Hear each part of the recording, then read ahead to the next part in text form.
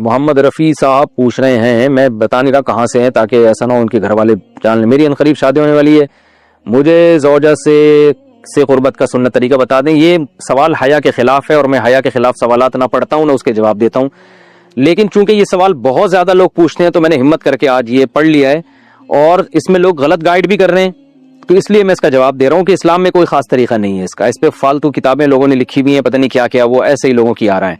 تو یہ چیز نیچرل ہے۔ جیسے کوئی پوچھے کھانا کھانے کا طریقہ کیا ہے، تو بھائی منہ میں نوالا ڈال کے چباؤ، نگل لو، خود بخود فطرت سکھاتی ہے انسان کو۔ تو ایسی زوجہ کے قریب فطرت خود سکھا دیتی ہے۔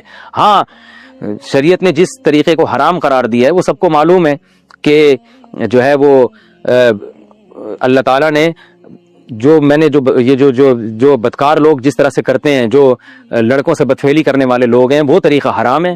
تو باقی اللہ تعالیٰ نے میاں بیوی کا معاملہ رکھا ہے، ایک دوسرے کا لباس ہے، تو کمرے کی باتیں ہیں وہ جیسے چاہیں مناسب سمجھے، وہ ان کا اپنا ذاتی عمل ہے، اس کا کوئی خاص طریقہ نہیں ہے، اور یہ نیچر انسان کو خود سکھاتی ہے۔ نہ یہ طریقے نہ کسی سے سیکھنے کی ضرورت ہے۔ بعض لوگ تو حد درجے کی بے شرمی کرتے ہیں، وہ شادی سے پہلے جو ہے وہ فحش فلمیں دیکھتے ہیں تاکہ ہمیں طریقہ آ جائے۔ یہ انتہائی درجے کی بےہودگی ہے، انتہائی درجے کی ایک لعنتی عمل ہے یہ۔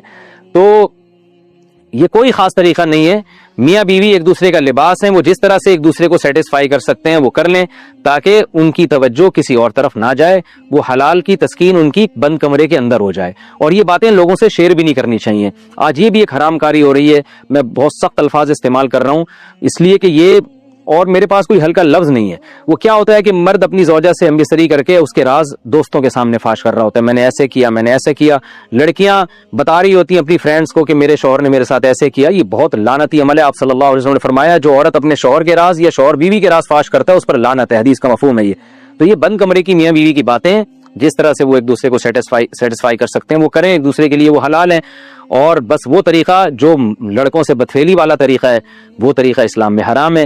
اور اسی طرح اورل سیکس پہ بھی میں ایک کلپ ریکارڈ کروا چکا ہوں، وہ بھی سن لیا جائے، یا علماء کی جو اس بارے میں رائے ہے وہ دیکھ لی جائے۔ تو اس کے علاوہ جو بھی ہے میاں بیوی ایک دوسرے کے لیے اللہ نے حلال کی ہے، کوئی خاص طریقہ نہیں ہے۔ اور یہ حیا کی باتیں، ان کو بند کمرے کے اندر ہی رہنا چاہیے ان چیزوں کو۔ اور اس کے لیے جو فحش فلمیں دیکھی جا رہی ہیں یہ بہت غلط حرکت ہے، اور اس کو نا ایک ایجوکیشن کا نام دے دیا گیا اس زمانے میں، اور سیکس کی تعلیم کے نام سے بچوں کو پڑھایا جا رہا ہے اسکول میں۔ یہ سب بےہودگی ہے۔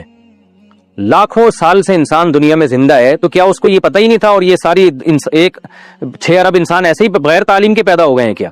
تو یہ تو چیزیں نیچر خود سکھا دیتی ہے انسان کو کہ کیا کرنا ہے، کیسے کرنا ہے۔ اس میں کوئی اسکول کالج میں پڑھنے کی ضرورت نہیں ہے۔ ہاں، شرعی احکام اس کے 2-4 ہیں، وہ علماء بتاتے رہتے ہیں، وہ کتابوں میں لکھے ہوئے ہیں کہ کون سا راستہ حرام ہے اور کون سے راستے میں آنا جائز ہے۔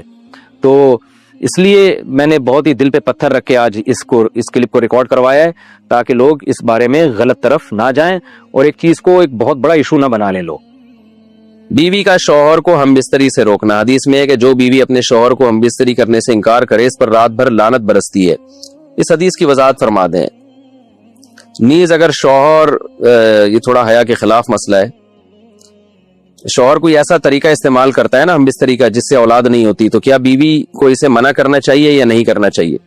دیکھیں، حدیث میں آتا ہے کہ کوئی شوہر اپنی بیوی کو رات کو اپنے بستر کی طرف بلائے، یہ کنایہ یعنی ہم بستری کرنا چاہتا ہو، عورت منع کر دے، فرشتے اس پہ ساری رات لعنت بھیجتے ہیں۔ یہ بالکل صحیح حدیث ہے۔